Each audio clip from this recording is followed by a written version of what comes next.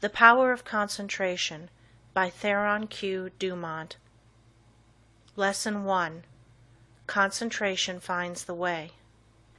Every one has two natures. One wants us to advance, and the other wants to pull us back. The one that we cultivate and concentrate on decides what we are at the end. Both natures are trying to gain control. The will alone decides the issue.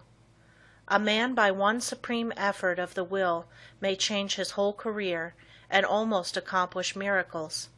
You may be that man. You can be, if you will to be, for will can find a way or make one. I could easily fill a book of cases where men plodding along in a matter-of-fact way were all at once aroused, and as if awakening from a slumber, they developed the possibilities within them, and from that time on were different persons. You alone can decide when the turning point will come. It is a matter of choice whether we allow our diviner self to control us, or whether we will be controlled by the brute within us. No man has to do anything he does not want to do. He is therefore the director of his life if he wills to be. What we are to do is the result of our training. We are like putty, and can be completely controlled by our willpower. Habit is a matter of acquirement. You hear people say, "He comes by this or that naturally, a chip off the old block," meaning that he is the only one doing what his parents did. This is quite often the case, but there is no reason for it, for a person can break a habit just the moment he masters the "I will." A man may have been a good-for-nothing all his life up to this very minute, but from this time on he begins to amount to something. Even old men have suddenly changed and accomplished wonders. "I lost my opportunity," says one. That may be true, but by sheer force of will we can find a way to bring us another opportunity. There is no truth in the saying that opportunity knocks at our door but once in a lifetime. The fact is, opportunity never seeks us. We must seek it. What usually turns out to be one man's opportunity was another man's loss. In this day, one man's brain is matched against another's. It is often the quickness of brain action that determines the result. One man thinks, "I will do it," but while he procrastinates, the other goes ahead and does the work. They both have the same opportunity. The one will complain of his lost chance, but it should teach him a lesson, and it will, if he is seeking the path that leads to success.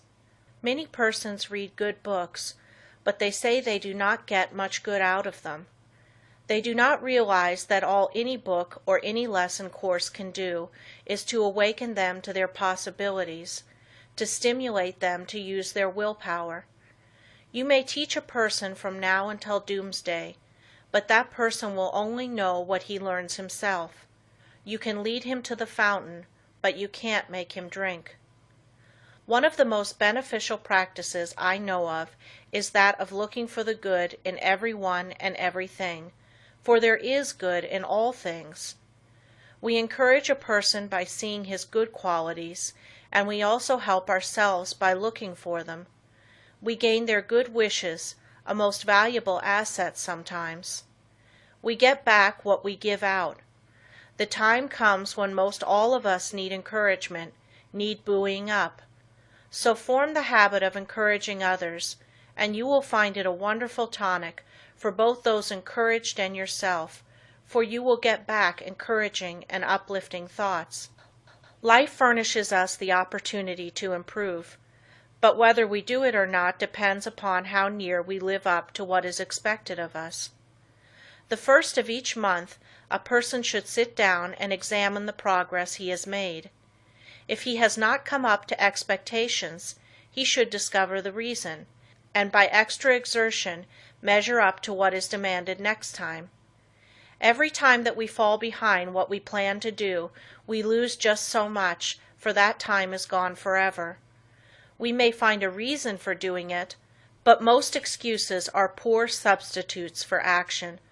Most things are possible. Ours may be a hard task, but the harder the task, the greater the reward. It is the difficult things that really develop us. Anything that requires only a small effort utilizes very few of our faculties and yields a scanty harvest of achievement. So do not shrink from a hard task, for to accomplish one of these will often bring us more good than a dozen lesser triumphs. I know that every man that is willing to pay the price can be a success. The price is not in money, but in effort. The first essential quality for success is the desire to do, to be something. The next thing is to learn how to do it. The next to carry it into execution. The man that is the best able to accomplish anything is the one with a broad mind, the man that has acquired knowledge, that may, it is true, be foreign to this particular case, but is nevertheless of some value in all cases. So the man that wants to be successful must be liberal. He must acquire all the knowledge that he can. He must be well posted not only in one branch of his business, but in every part of it. Such a man achieves success. The secret of success is to try always to improve yourself, no matter where you are or what your position. Learn all you can. Don't see how little you can do, but how much you can do. Such a man will always be in demand, for he establishes the reputation of being a hustler. There is always room for him because progressive firms never let a hustler leave their employment, if they can help it. The man that reaches the top is the gritty, plucky, hard worker, and never the timid, uncertain, slow worker. An untried man is seldom put in a position of responsibility and power. The man selected is one that has done something, achieved results in some line, or taken the lead in his department. He is placed there because of his reputation of putting vigor and virility into his efforts, and because he has previously shown that he has pluck and determination. The man that is chosen at the crucial time is not usually a genius. He does not possess any more talent than others, but he has learned that results can only be produced by untiring, concentrated effort. That miracles in business do not just happen. He knows that the only way they will happen is by sticking to a proposition and seeing it through. That is the only secret of why some succeed and others fail. The successful man gets used to seeing things accomplished, and always feels sure of success. The man that is a failure gets used to seeing failure, expects it, and attracts it to him. It is my opinion that with the right kind of training, every man could be a success. It is really a shame that so many men and women, rich in ability and talent, are allowed to go to waste, so to speak. Some day I hope to see a millionaire philanthropist start a school for the training of failures. I'm sure he could not put his money to a better use. In a year's time, the science of practical psychology could do wonders for him. He could have agencies on the lookout for men that had lost their grip on themselves, that had through indisposition weakened their will, that through some sorrow or misfortune had become discouraged. At first all they need is a little help to get them back on their feet, but usually they get a knock downwards instead. The result is that their latent powers never develop, and both they and the world are the losers. I trust that in the near future someone will heed the opportunity of using some of his millions in arousing men that have begun to falter. All they need to be shown is that there is within them an omnipotent source that is ready to aid them, providing they will make use of it. Their minds only have to be turned from despair to hope to make them regain their hold. When a man loses his grip today, he must win his redemption by his own will. He will get little encouragement or advice of an inspiring nature. He must usually regain the right road alone. He must stop dissipating his energies and turn his attention to building a useful career. Today we must conquer our weakening tendencies alone. Don't expect anyone to help you. Just take one big brace, make firm resolutions, and resolve to conquer your weaknesses and vices. Really, no one can do this for you. They can encourage you, that is all. I can think of nothing but lack of health that should interfere with one becoming successful. There is no other handicap that you should not be able to overcome. To overcome a handicap, all that is necessary to do is to use more determination and grit and will. The man with grit and will may be poor today and wealthy in a few years. Willpower is a better asset than money. Will carry you over chasms of failure if you but give it the chance. The men that have risen to the highest positions have usually had to gain their victories against big odds. Think of the hardships many of our inventors have gone through before they became a success. Usually they have been very much misunderstood by relatives and friends.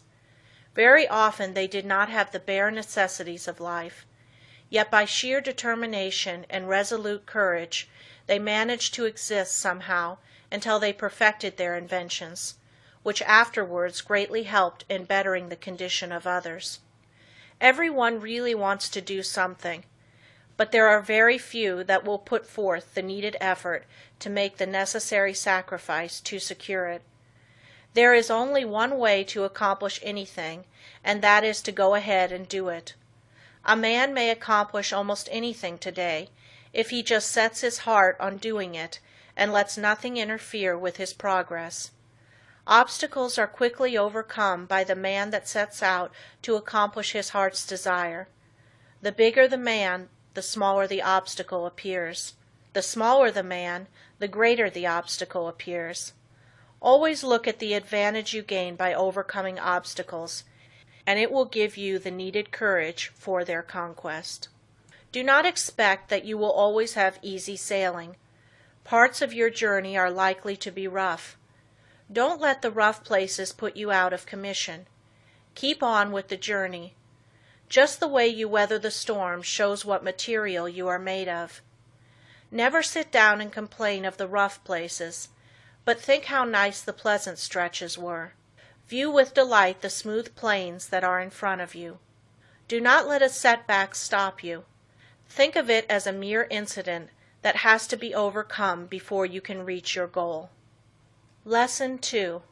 The Self-Mastery, Self-Direction Power of Concentration.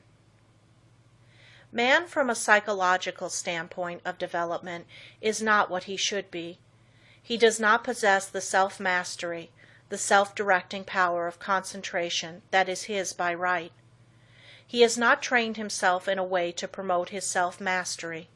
Every balanced mind possesses the faculties whose chief duties are to engineer, direct, and concentrate the operations of the mind, both in a mental and physical sense. Man must learn to control not only his mind, but his bodily movements. When the controlling faculties, autonomic, are in an untrained condition, the impulses, passions, emotions, thoughts, actions, and habits of the person suffer from lack of regulation, and the procedure of mental concentration is not good, not because the mind is necessarily weak in the autonomic department of the faculties, but because the mind is not properly trained. When the self-regulating faculties are not developed, the impulses, appetites, emotions, and passions have full swing to do as they please, and the mind becomes impulsive, restless, emotional, and irregular in its action. This is what makes mental concentration poor. When the self-guiding faculties are weak in development, the person always lacks the power of mental concentration. Therefore, you cannot learn to concentrate until you develop those very powers that qualify you to be able to concentrate. So if you cannot concentrate, one of the following is the cause. 1. Deficiency of the motor centers. 2. An impulsive and emotional mind. 3. An untrained mind. The last fault can soon be removed by systematic practice. It is the easiest to correct. The impulsive and emotional state of mind can best be corrected by restraining anger, passion and excitement, hatred, strong impulses, intense emotions, fretfulness, etc. It is impossible to concentrate when you are in any of these excited states. These can be naturally decreased by avoiding such food and drinks as have nerve-weakening or stimulating influences, or a tendency to stir up the passions, the impulses, and the emotions. It is a very good practice to watch and associate with those persons that are steady, calm, controlled, and conservative. Correcting the deficiency of the motor centers is harder because as the person's brain is undeveloped, he lacks willpower. To cure this takes some time. Persons so afflicted may benefit by reading and studying my course, The Master Mind, to be published by Advanced Thought Publishing Corporation, Chicago, Illinois. Many have the idea that when they get into a negative state, they are concentrating, but this is not so. They may be meditating, though not concentrating. Those that are in a negative state a good deal of the time cannot, as a rule, concentrate very well. They develop instead abstraction of the mind, or absence of mind. Their power of concentration becomes weaker, and they find it difficult to concentrate on anything. They very often injure the brain if they keep up this state. To be able to concentrate, you must possess strength of mind. The person that is feeble-minded cannot concentrate his mind because of lack of will. The mind that cannot center itself on a special subject or thought is weak. Also, the mind that cannot draw itself from a subject or thought is weak. But the person that can center his mind on any problem, no matter what it is, and remove any unharmonious impressions, has strength of mind. Concentration, first, last, and all of the time, means strength of mind. Through concentration, a person is able to collect and hold his mental and physical energies at work. A concentrated mind pays attention to thoughts, words, acts, and plans. The person who allows his mind to roam at will never accomplish a great deal in the world. He wastes his energies. If you work, think, talk, and act aimlessly, and allow your brain to wander from your subject to foreign fields, you will not be able to concentrate. You concentrate the moment when you say, I want to, I can, I will. Some mistakes some people make. If you waste your time reading sensational stories or worthless newspaper items, you excite the impulsive and the emotional faculties, and this means you are weakening your power of concentration. You will not be a free engineer, able to pilot yourself to success. Concentration of the mind can only be developed by watching yourself closely. All kinds of development commence with close attention. You should regulate your every thought and feeling. When you commence to watch yourself and your own acts, and also the acts of other people, you use the faculties of autonomy, and as you continue to do so, you improve your faculties, until in time you can engineer your every thought, wish, and plan. To be able to focalize the mind on the object at hand in a conscious manner leads to concentration. Only the trained mind can focalize. To hold a thought before it until all the faculties shall have had the time to consider that thought is concentration. The person that cannot direct his thoughts, wishes, plans, resolutions, and studies cannot possibly succeed to the fullest extent. The person that is impulsive one moment and calm the next has not the proper control over himself. He is not a master of his mind, nor of his thoughts, feelings, and wishes. Such a person cannot be a success. When he becomes irritated, he irritates others, and spoils all chances of any concern doing their best. But the person that can direct his energies and hold them at work in a concentrated manner controls his every work and act, and thereby gains the power to control others. He can make his every move serve a useful end, and every thought a noble purpose. In this day, the man that gets excited and irritable should be looked upon as an undesirable person. The person of good breeding now speaks with slowness and deliberation. He is cultivating more and more of a reposeful attitude. He is consciously attentive and holds his mind to one thing at a time. He shuts out everything else. When you are talking to anyone, give him your sole and undivided attention. Do not let your attention wander or be diverted. Give no heed to anything else, but make your will and intellect act in unison. Start out in the morning and see how self-poised you can remain all day. At times take an inventory of your actions during the day and see if you have kept your determination. If not, see that you do tomorrow. The more self-poised you are, the better will your concentration be. Never be in too much of a hurry, and remember, the more you improve your concentration, the greater are your possibilities. Concentration means success, because you are better able to govern yourself and centralize your mind. You become more in earnest in what you do, and this almost invariably improves your chances for success. When you are talking to a person, have your own plans in mind. Concentrate your strength upon the purpose you are talking about. Watch his every move, but keep your own plans before you. Unless you do, you will waste your energy and not accomplish as much as you should. I want you to watch the next person you see that has the reputation of being a strong character, a man of force. Watch and see what a perfect control he has over his body. Then I want you to watch just an ordinary person. Notice how he moves his eyes, arms, fingers. Notice the useless expenditure of energy.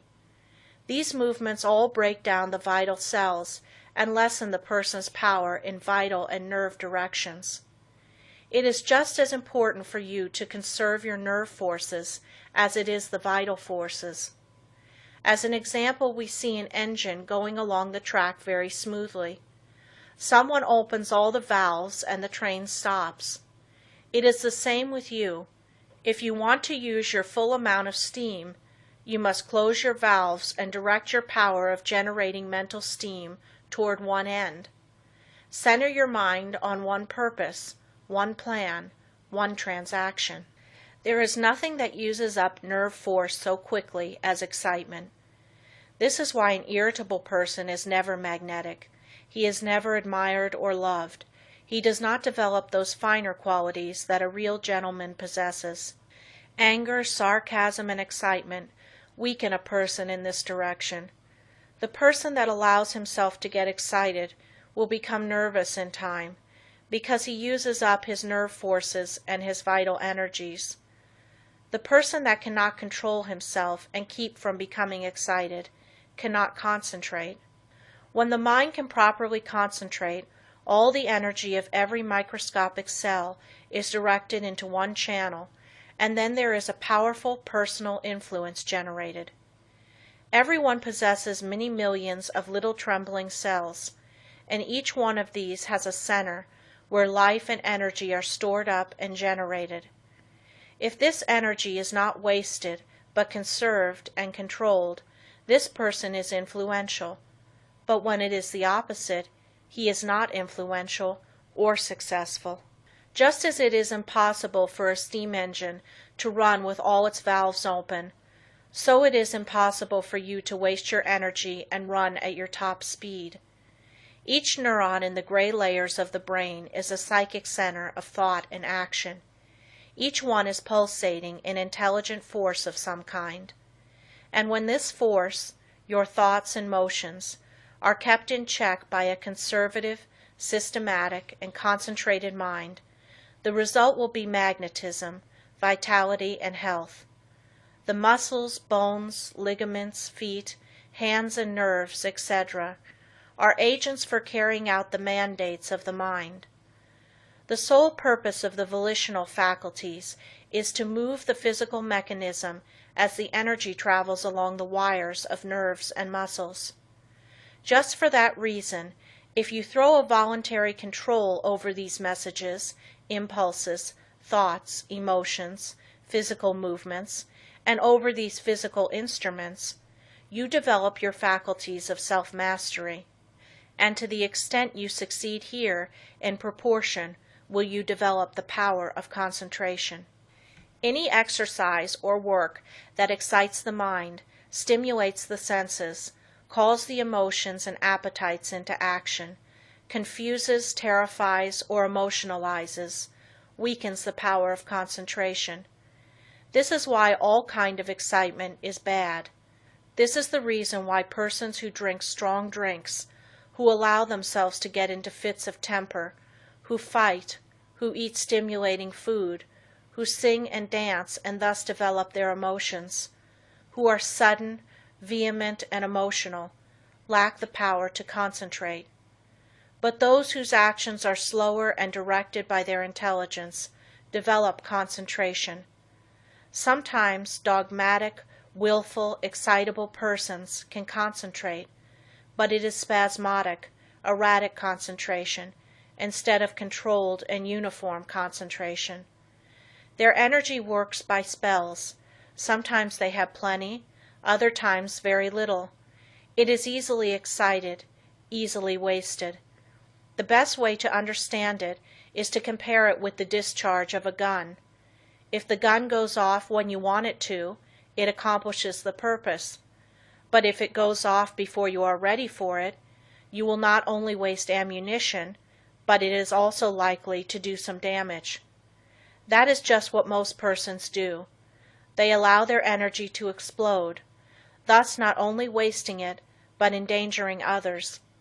They waste their power, their magnetism, and so injure their chance of success. Such persons are never well liked, and never will be until they gain control over themselves. It will be necessary for them to practice many different kinds of concentration exercises, and to keep them up for some time. They must completely overcome their sudden, erratic thoughts, and regulate their emotions and movements. They must from morning to night train the mind to be steady and direct, and keep the energies at work. The lower area of the brain is the storehouse of the energy. Most all persons have the dynamic energy they need if they would concentrate on it. They have the machine, but they must also have the engineer, or they will not go very far. The engineer is the self-regulating, directing power. The person that does not develop his engineering qualities will not accomplish much in life. The good engineer controls his every act. All work assists in development. By what you do, you either advance or degenerate. This is a good idea to keep always in mind. When you are uncertain whether you should do something or not, just think whether by doing it you will grow or deteriorate, and act accordingly. I am a firm believer in work when you work and play when you play. When you give yourself up to pleasure, you can develop concentration by thinking of nothing else but pleasure. When your mind dwells on love, think of nothing but this, and you will find you can develop a more intense love than you ever had before.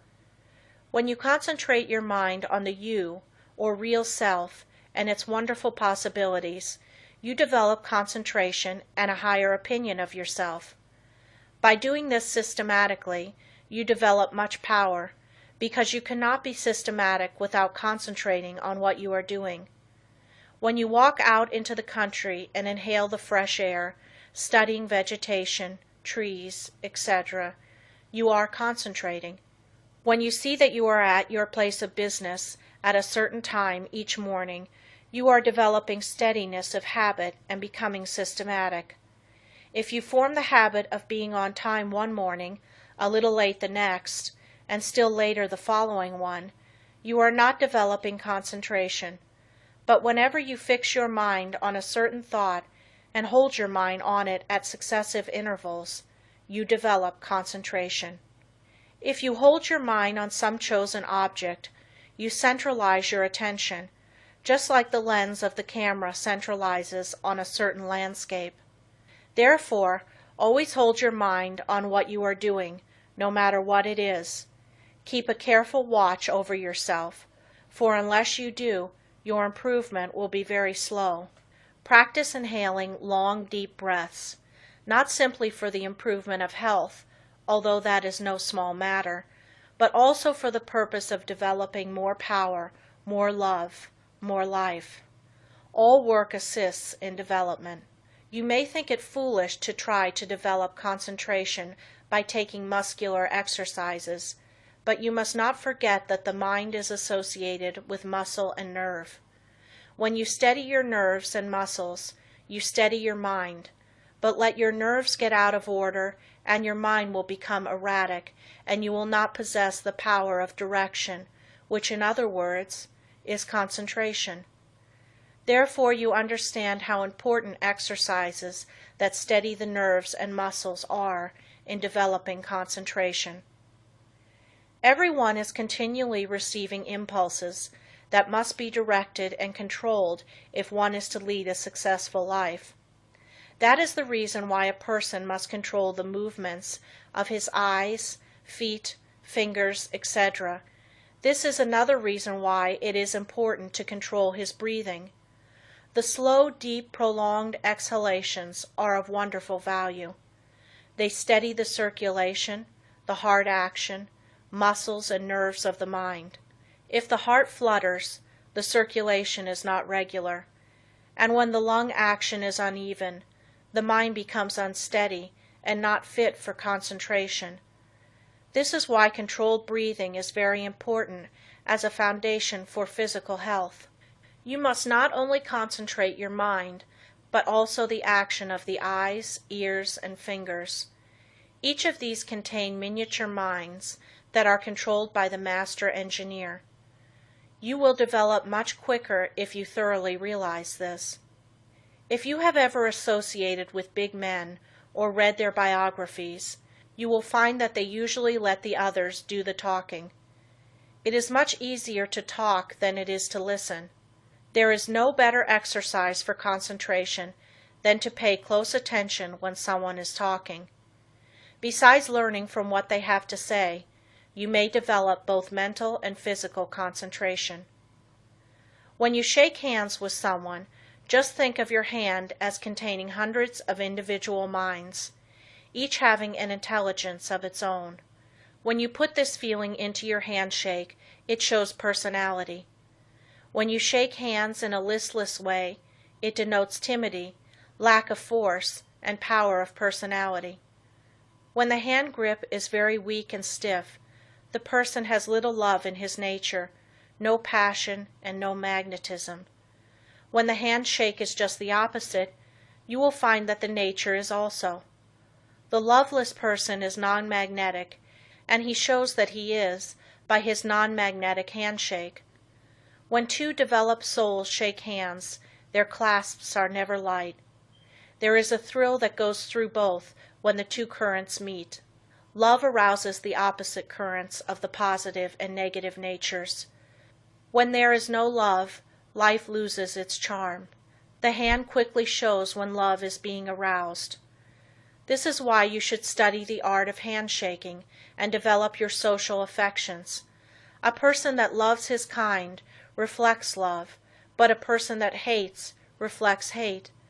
The person with a bad nature, a hateful disposition, evil thoughts and feeling, is erratic, freakish, and fitful. When you allow yourself to become irritable, watch how you breathe and you will learn a valuable lesson. Watch how you breathe when you are happy.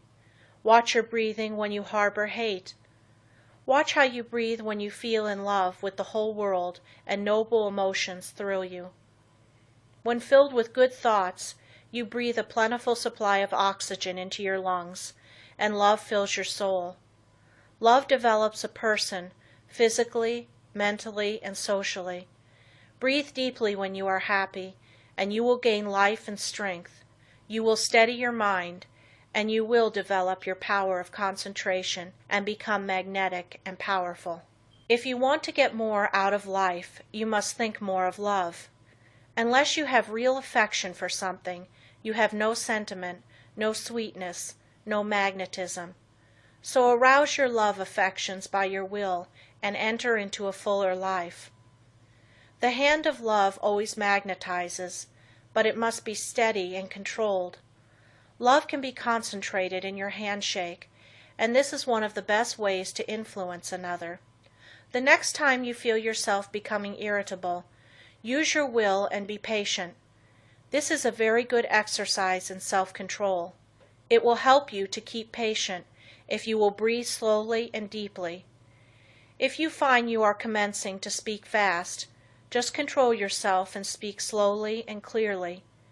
Keep from either raising or lowering your voice, and concentrate on the fact that you are determined to keep your poise, and you will improve your power of concentration.